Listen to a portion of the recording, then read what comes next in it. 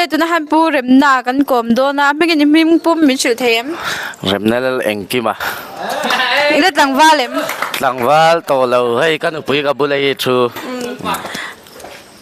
ole he te nu pui mel chat de lo chua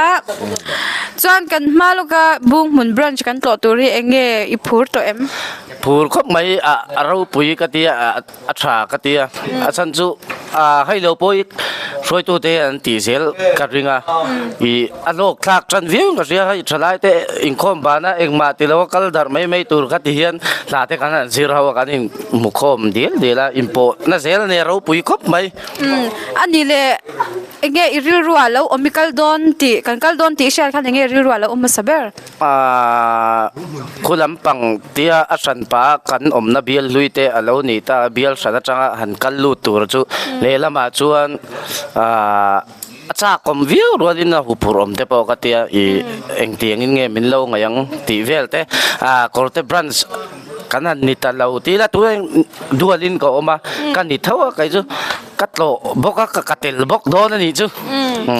inkom na hun chatak men pe kan lo me ke pa ka lo me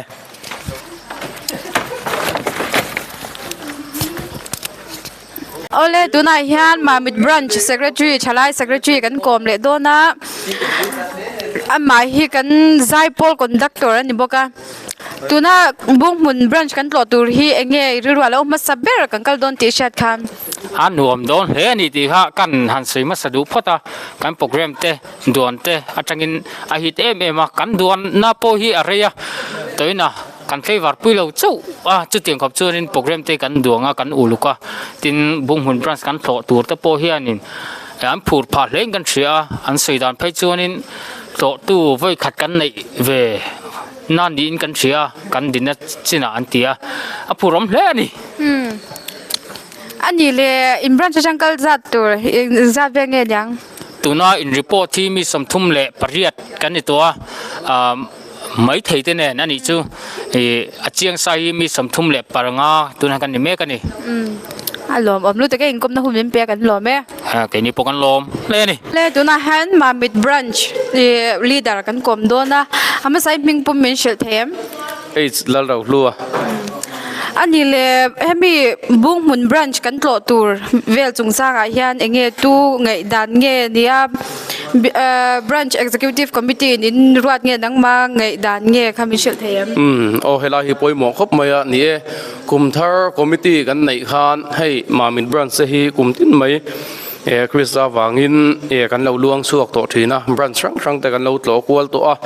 chuanin kum danga te khan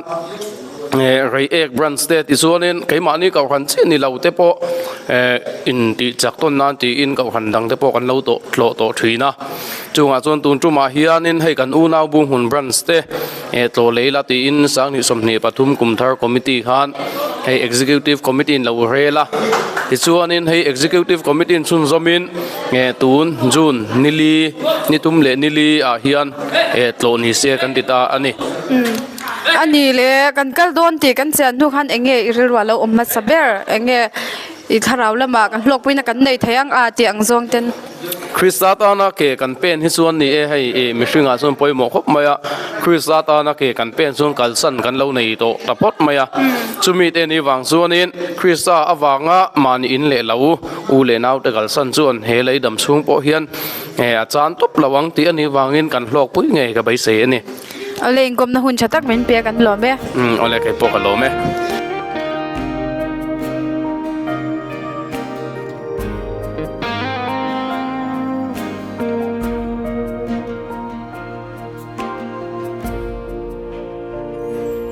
kan oro zong zong ama fap nan hani